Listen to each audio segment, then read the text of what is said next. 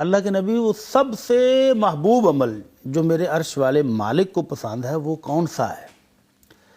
نبی رحمت صلی اللہ علیہ وسلم نے رہنمائی فرمائی اپنے اس محبوب دوست کو، فرمایا ان تموت ولسانک رطب من ذکر اللہ، جی معاذ تمہاری موت اس حالت میں آئے کہ تمہاری زبان پر اللہ کا ذکر جاری ہو۔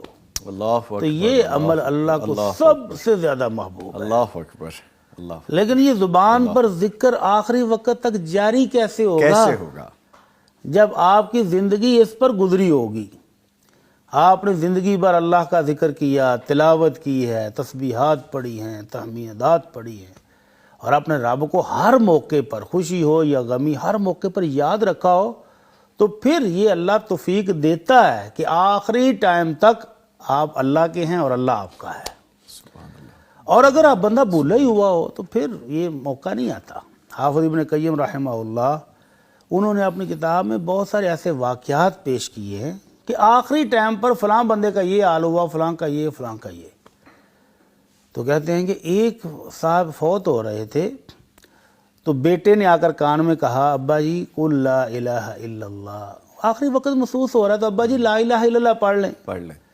تو ابا جی نے آنکھیں کھولی تو کہنے لگا، بیٹا میں جو روزانہ کے ذکر کرتا تھا نا، وہ 7واں ذکر میرا جاری ہے، تم بے فکر رہو۔ اللہ اکبر، یہ ہے اللہ سے تعلق۔ اللہ سے تعلق جوڑا ہو تو آخری ٹائم تک پھر اللہ توفیق دیتا ہے۔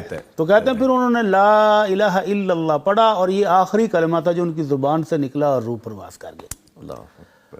اور دوسرے بھی کچھ بد نصیب بھی ہیں۔ حافظ ابن قیم رحمہ اللہ کہتے ہیں کہ ایک شخص کو آخری ٹائم پر کہا قل لا الہ الا اللہ، لا الہ الا اللہ پڑھ لو، تو وہ کہتا ہے وہ فلاں پلاٹ سستا ہے، وہ جلدی خرید لو، فلاں میں فائدہ زیادہ ہوگا، وہ رکھ لو، اس کو بیچ دو، وہ پلاٹوں کی بات کیے جا رہا ہے۔ اللہ اکبر۔ تو یہ زندگی کے اندر اپنے ذکر، اللہ کے ذکر کو اگر آپ نے کیا ہو، دل سے کیا ہو، اور اپنی زندگی کا کچھ وقت اس کو دیا ہو، تو پھر آخری وقت پر بھی یہ نصیب ہوتا ہے۔ بے شک۔ تو اللہ کے ہاں سب سے افضل ترین عمل کہ آپ کی زبان سے ہر وقت ذکر جاری رہے۔ آپ سفر میں جا رہے ہیں، آ رہے ہیں، اٹھتے بیٹھتے آپ کی زبان سے اللہ کا ذکر ہو تو یہ افضل ترین عمل ہے۔ اور اگر بدقسمتی سے آپ اللہ کے ذکر سے محروم ہیں، دور ہیں، تو اللہ تعالیٰ کہتے ہیں وَمَنْ أَعْرَضَ عَنْ ذِكْرِي فَإِنَّ لَهُ مَعِيشَةً ضَنْكًا، جو بندہ میرے ذکر سے منہ موڑ لیتا ہے میں اس کی روزی روٹی بھی تنگ کر دیتا ہوں۔ تو مفسرین لکھتے ہیں یہ تنگی کا مطلب کیا ہے کہ دنیا میں بعض اوقات تو رزق آنا بند ہو جاتا ہے، جی، اور بعض اوقات اتنا آتا ہے لیکن وہ حرام کا ہوتا ہے، حلال کا نہیں ہوتا۔